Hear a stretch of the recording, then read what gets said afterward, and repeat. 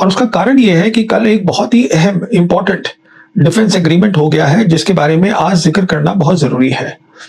आप जानते हैं कि कल मक्का के अंदर सऊदी अरेबिया में 3 मुल्कों के बीच में डिफेंस एग्रीमेंट हो गया है। मुल्क हैं सऊदी अरेबिया, टर्की, पाकिस्तान, और बहुत ही ज़रूरी एग्रीमेंट है। और बहुत सारे एनालिस्ट हैं, जो टिप्पणी करने वाले लोग हैं हिंदुस्तान में, दुनिया में, जो ये कह रहे हैं कि देखिए, ये जो एग्रीमेंट हुआ है ये ईरान के खिलाफ है। ऐसा कुछ नहीं है। ये एग्रीमेंट बहुत ही अच्छी चीज़ है। ये एग्रीमेंट ईरान की सोच को आगे ले जाएगा। ये एग्रीमेंट वेस्ट एशिया को तरक्की और बेहतरी की तरफ ले जाएगा। तो 3 सवाल हैं जिनका मुझे आज जवाब देना है। तो पहला सवाल तो ये उठता है, ये समझते हैं ये एग्रीमेंट है क्या। दूसरा सवाल ये है कि ये आया कहां से। तीसरा सवाल है, अब ये साइन हो गया है तो कैसे ये वेस्ट एशिया को बेहतरी की तरफ ले जाएगा। तो चलिए, पहला सवाल कि ये एग्रीमेंट है क्या। तो कल 7 अगस्त को पाकिस्तान फॉरेन ऑफिस ने एक प्रेस नोट इशू करा है, जारी किया, जिसमें उन्होंने इस एग्रीमेंट के बारे में 4 बातें बोली हैं। पहली बात यह है कि ये एग्रीमेंट जो है सब मुस्लिम नेशंस को, मुल्कों को एक साथ लाता है, जोड़ रहा है। ये एग्रीमेंट तकसीम करने का नहीं है कि ये सुन्नी है, ये शिया है, ये फलाना है, ये ढमकाना है, नहीं। ये सब मुस्लिम कंट्रीज को साथ लाने का है। दूसरी बात ये बताई गई कि ये एग्रीमेंट है कलेक्टिव सिक्योरिटी का। इसका मतलब सबकी सुरक्षा, सांझी सुरक्षा। इसका मतलब आप ऐसा ना करें सुरक्षा के बारे में जिससे कि आप सोचें मेरा फायदा हो और दूसरे का फायदा ना हो। क्योंकि अगर सांझी सुरक्षा होगी तो शांति होगी, आपकी भी बेहतरी होगी, दूसरे की भी बेहतरी होगी, और जो पूरा रीजन है वो बेहतरी की तरफ जाएगा। शांति बहुत जरूरी होती है। कहने का मतलब ये है, हम जानते हैं कि आज जो है लड़ाई चल रही है सऊदी अरेबिया और येमनीज, जिनको हूती भी बोलते हैं, उनके बीच में पुरानी लड़ाई है, अब फिर से शुरू हो गई है। तो अगर ये कलेक्टिव सिक्योरिटी, सांझी सिक्योरिटी की बात हो तो इन दोनों मुल्कों को एक साथ बैठना है और बात करनी है कि कैसे दोनों का मसला हल हो जाए, किस तरीके से जो सऊदी की प्रॉब्लम है वो भी सॉल्व हो जाए और येमनी जो चाहते हैं उनको भी मिल जाए। विन विन जिसे कहते हैं, दोनों का फायदा हो। और इसमें मुझे पूरी उम्मीद है पाकिस्तान का बहुत बड़ा रोल प्ले करेगा। तो इसको बोलते हैं सांझी सुरक्षा, जो बहुत अच्छी बात है। तीसरी बात है जिसको बताई गई वो ये है कि ये है कलेक्टिव डिटरेंस। इसका मतलब ये है कि ये सांझी तरीके से तीनों मुल्क मिलके जो बाहर की ताकतें हैं जो नुकसान करने की कोशिश करेंगी इन तीनों में से किसी मुल्क का, तो तीनों मुल्क एक साथ खड़े हो जाएंगे उसके खिलाफ। देखिए, ये इशारा जो है अमेरिका की तरफ नहीं है, अमेरिका की फौज की तरफ। ये इशारा सीधा सीधा इजराइल की तरफ है। क्योंकि हम जानते हैं कि इजराइल के बहुत सारे जो सीनियर मिनिस्टर्स हैं वो खुलेआम बोलते हैं कि इजराइल को ईरान के बाद खतरा जो है वो टर्की से है। तो अब इस एग्रीमेंट के बाद क्या होगा कि इजराइल कुछ नहीं करेगा टर्की के खिलाफ, क्योंकि उसको बिल्कुल ये साफ होगा कि मैं टर्की से लड़ाई नहीं लड़ रहा हूं। 3 मुल्क खड़े हैं, पाकिस्तान खड़ा है, सऊदी भी साथ में खड़ा है। तो ये भी एक अच्छी बात है, शांति चाहिए। तीसरी बात, चौथी बात ये बताई गई इसमें कि जो ये 3 मुल्क हैं इनके पास बहुत सारी उपलब्धियां हैं, एडवांटेजेस हैं। ये एक दूसरे की मदद कर सकते हैं डिफेंस में, टेक्नोलॉजी शेयर कर सकते हैं, जॉइंट प्रोजेक्ट कर सकते हैं, बहुत काम कर सकते हैं। तो ये सारी बातें जो प्रेस नोट में है ये पॉजिटिव है, अच्छी बातें हैं। उसके बाद जो टर्की के प्रेसिडेंट हैं एर्डोगान, उन्होंने अपनी सोशल पोस्ट पे 3 और बातें लिखी हैं इस एग्रीमेंट के बारे में। पहली बात तो उन्होंने साफ साफ बोल दिया है कि ये टेररिज्म के खिलाफ है। तो ये तो सीधा इशारा है इजराइल की तरफ, क्योंकि इजराइल ही मुल्क है जो वहां पे टेररिज्म कर रहा है। दूसरी बात उन्होंने ये कही है कि ये एग्रीमेंट जो है, जो भी ये और भी मुल्क इसमें शामिल हो सकते हैं, नॉन मुस्लिम कंट्रीज भी शामिल हो सकती हैं, जब तक कि वो इस बात को माने, इस सोच को माने, सांझी सुरक्षा की सोच को, जिससे कि सबकी बेहतरी हो। और तीसरी बात उन्होंने ये कही है कि जो भी हम काम करेंगे, जो यूनाइटेड नेशंस है, जो उसका लॉ है, इंटरनेशनल लॉ, उसके तहत होगी। तो देखिए, ये एग्रीमेंट बहुत ही पॉजिटिव है। दूसरा सवाल ये है, ये आया कहां से, ये सोच कहां से आई सांझी सिक्योरिटी की। तो उसके लिए याद करिएगा कि ये जो लड़ाई शुरू हुई है वेस्ट एशिया में, ये हुई है 28 फरवरी को, जब हम जानते हैं अमेरिका और इजराइल धोखे के साथ इन्होंने अटैक किया ईरान के ऊपर। उस दिन ये लड़ाई शुरू हुई। उसके बाद जो अमेरिका की हवाई लड़ाई है वो 8 अप्रैल तक चली है, उसके बाद बंद करी उन्होंने। और उसके बाद हम ये भी जानते हैं कि 27 अप्रैल को जो ईरान के विदेश मंत्री हैं अब्बास अरागची, वो गए रशिया। वहां सेंट पीटर्सबर्ग में उनकी मुलाकात हुई करीबन 1.5 घंटे प्रेसिडेंट पुतिन के साथ। उसके बाद वो वापस आए और 6 मई को वो चीन गए और वहां उनकी मुलाकात हुई उनके विदेश मंत्री वांग ही के साथ। तो सवाल ये है, दोनों मुलाकात करके वो वापस क्या लाए? वो वापस लाए वहां से सोच, ये सोच कलेक्टिव सिक्योरिटी की, साझी सुरक्षा, बेहतरी के लिए, तरक्की के लिए। इसके बारे में थोड़ा सा समझना जरूरी है, ये कहां से आई। तो देखिए, हुआ ये था कि जो चीन के राष्ट्रपति हैं शी जिनपिंग, ये पावर में आए नवंबर 2012 में, और सबसे पहला जो उनका विदेश दौरा था वो मार्च में रशिया हुआ।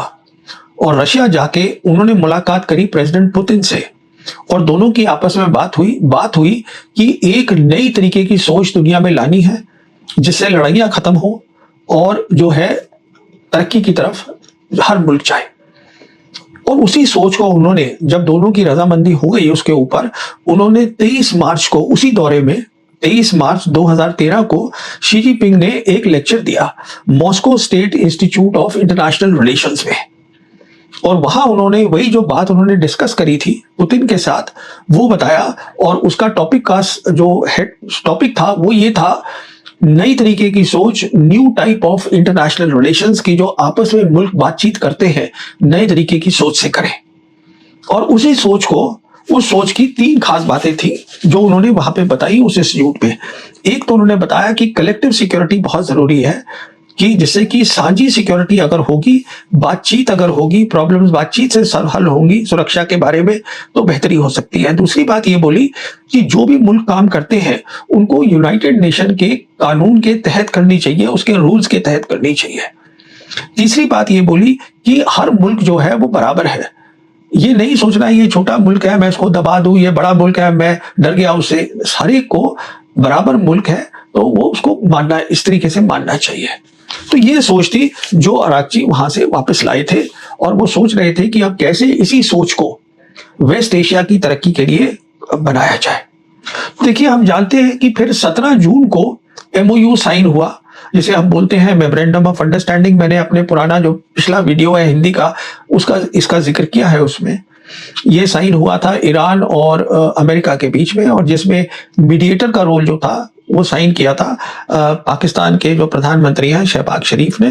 तो पाकिस्तान का बहुत इंपॉर्टेंट रोल है दोनों मुल्कों को उनकी बातचीत को आगे बढ़ाने में, मीडिएशन में। जहां तक ईरान का ताल्लुक था, उन्होंने इस MOU का नाम ही दे दिया इस्लामाबाद MOU। कहने का मतलब यह है कि ईरान चाहता था कि पाकिस्तान से बातचीत करके हमारी जो सोच है, जो कि अरागची लाए हैं साझी सिक्योरिटी की, उसको आगे हम ले जाना चाहते हैं। और यही कारण है कि 23 जून को ईरान के जो राष्ट्रपति हैं पेजेश्कियन, ये गए थे स्टेट विजिट पर पाकिस्तान, जहां उनका एयरपोर्ट पे ही स्वागत किया पाकिस्तान के राष्ट्रपति जरदारी और प्रधानमंत्री शहबाज शरीफ ने। कई बातें वहां डिस्कस हुई होंगी, पर मैं समझता हूं ये बात वहां डिस्कस हुई है। और क्यों मैं ये बोल रहा हूं, क्योंकि वहां से वापस आने के बाद जब ईरान को रजामंदी मिल गई पाकिस्तान से कि हाँ पाकिस्तान इसमें पूरा हिस्सा लेगा, योगदान देगा इस नई सोच को आगे बढ़ाने में वेस्ट एशिया में, तो 29 जून को अरागची ने पब्लिक अनाउंसमेंट करी थी, जिसमें उन्होंने बताया कि नए तरीके की सुरक्षा फ्रेमवर्क तरीका क्या होगा। 2 खास बातें उसमें उन्होंने बताई कि एक तो जो बाहर की मिलिट्री ताकत है वेस्ट एशिया से बाहर की, उन सबको इसमें नहीं लिया जाएगा, वो बाहर रहेंगे। दूसरा उन्होंने ये बताया कि ये जो रीजन के जितने भी मुल्क हैं वो आपस में बातचीत करके अपनी सुरक्षा तय करेंगे। हर मुल्क बराबर होगा, वो तय करेंगे जिससे कि पूरे रीजन की, वेस्ट एशिया की तरक्की हो। ये बात हुई थी। उसके बाद क्योंकि जिम्मेदारी मिल गई थी पाकिस्तान को बहुत बड़ी, और पाकिस्तान ने ये ली थी जिम्मेदारी, हम जानते हैं कि 13 जुलाई को पाकिस्तान के army chief field marshal Asim Munir ये खास दौरे पे 2 दिन के टर्की गए थे, और वहां एयरपोर्ट पे ही इनको रिसीव किया था जो टर्की के प्रेसिडेंट है एर्डोगान ने। और इनकी बातचीत हुई थी एर्डोगान और उनके मिलिट्री के जो आला कमांडर्स हैं, टॉप कमांडर्स हैं, उनके साथ। तो यहीं पे वो बात हुई होगी कि टर्की को भी इसमें शामिल किया जाए। क्यों किया जाए? क्योंकि याद करिएगा कि मार्च और अप्रैल के महीने के अंदर जब लड़ाई चल रही थी और अभी अप्रैल 8 को वो अभी मतलब पहला वो सीज फायर नहीं हुआ था, तो 4 मुल्क हैं रीजन के, वो एक साथ आ गए थे जिसको क्वाड बोला जा रहा था। वो थे टर्की, सऊदी अरेबिया, पाकिस्तान और कतर।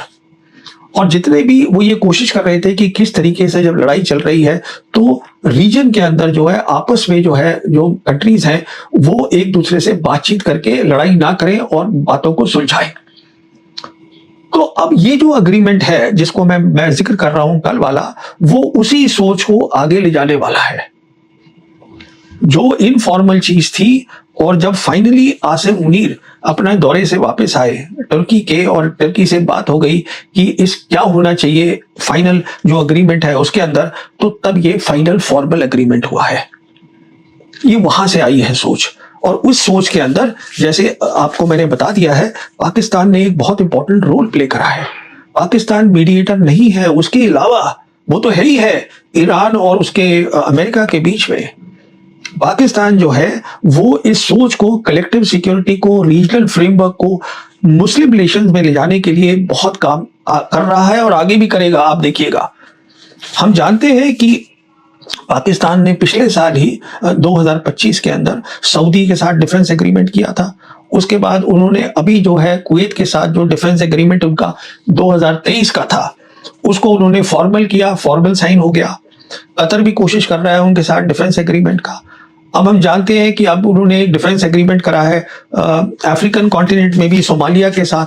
तो देखिए ये बात जो है और आगे जाएगी। मेरे हिसाब से पाकिस्तान जो है एक बहुत जिम्मेदारी के साथ जितने भी मुस्लिम कंट्रीज हैं, हम बात कर रहे हैं जो 57 OIC की कंट्रीज हैं, जो कंट्रीज हैं Muslim countries central Asian Republic में, जो साउथ एशिया में है। जैसे साउथ एशिया की 3 खास मुस्लिम कंट्रीज जो मेजॉरिटी की हैं वो है पाकिस्तान, मालदीव्स और बांग्लादेश। फिर हम जानते हैं कि अफ्रीका के अंदर जहां 54 मुल्क हैं, 20 कंट्रीज वहां ऐसी हैं जो मुस्लिम मेजॉरिटी हैं। तो पाकिस्तान इस कलेक्टिव सिक्योरिटी को सोच को लेके जाएगा और उसके तहत मेरी असेसमेंट में वो डिफेंस कोऑपरेशन के एग्रीमेंट इन सब मुल्कों के साथ करेगा। सीधी सी बात यह है कि पाकिस्तान ये सब कुछ इसलिए कर पा रहा है क्योंकि इन सब मुल्कों ने वो 4 दिन की जंग देखी थी, ऑपरेशन सिंदूर, और उसके बाद उन्होंने ये देखा कि पाकिस्तान इकलौता मुस्लिम कंट्री जिसके पास न्यूक्लियर वेपन्स है वो तो है ही, साथ में वो इस नतीजे में पहुंचे कि इसकी पाकिस्तान की जो कन्वेंशनल कैपेबिलिटी है, जो उसकी मिलिट्री ताकत है, वो भी अच्छी है। ये कारण है। तो ये तो है। अब तीसरी बात मैंने कही थी कि ये कहां तक जाएगा, आगे इसका क्या है। देखिए मैंने ये बताया भी था अपने पहले हिंदी और उर्दू के वीडियो में कि हर मुल्क जो है उस वेस्ट एशिया में वो क्या चाहता है, और उसमें मैंने कहा था जहां तक ईरान है वो बिल्कुल साफ है। वो चाहते हैं कि अमेरिकी फौजें जो है वो वेस्ट एशिया से बाहर निकल जाए, पहले गल्फ से निकले उसके बाद वेस्ट एशिया से निकले। हम जानते हैं कि अमेरिका की करीबन 50,000 फौज है वेस्ट एशिया में, और वो कोई उनके पास 19 बेसेस है वेस्ट एशिया में। 19 में से 5 तो ये गल्फ के हो गए। हम ये भी जानते हैं कि जो अभी हालत ये इनकी बेसिस की है, जो मैंने बात भी करी थी पिछले वीडियो में कि बहुत बुरी हालत है, वो अमेरिकन बेसिस इस्तेमाल नहीं हो सकती हैं, उनकी वहां से ट्रूप्स हटा दी गई हैं, और जो उनका रीजनल हेडक्वार्टर था सेंट्रल कमांड का अमेरिका की, जो कि इस पूरे एरिया को देखता है, वो अब शिफ्ट करके इजराइल चला गया है। तो कहने का मतलब ये है कि ऑलरेडी वो खाली हो रहा है, अमेरिका की फौज यहां से जा रही है वेस्ट एशिया से। तो ये जो बातचीत एग्रीमेंट हो रही है ये उसके बाद की बात है, और उसकी बाद की बात सबसे अहम ये है, आप ये भी जानते हैं कि जो इजराइल है उसने अपनी जो ड्रीम है, सोच है कि मैं ग्रेटर इजराइल बनाऊंगा, उसको नहीं छोड़ा है। वो अभी भी लड़ाई करना चाहता है इजराइल। यही कारण है कि इजराइल की क्योंकि पकड़ बहुत ज्यादा है अमेरिका में, वहां की यूएस कांग्रेस में, तो इस साल जो अभी पिछले महीने की बात है, जो पेंटागन है, जो यूएस मिलिट्री हेडक्वार्टर्स है, उनका जो 2027 का डिफेंस बजट था, जो उन्होंने तकरीबन $1.15 ट्रिलियन मांगा है, साथ में एक क्लॉज ये भी थी, क्लॉज ये थी कि जो जहां तक वेस्ट एशिया का ताल्लुक है, जो फौज है अमेरिका की वहां और जो उनकी इंटेलिजेंस एजेंसी है, कहने का मतलब सेंट्रल कमांड और साथ में CIA, अगर ट्रंप यहां से चले जाते हैं वेस्ट एशिया से तो वो इजरायली प्राइम मिनिस्टर के अंडर आ जानी चाहिए।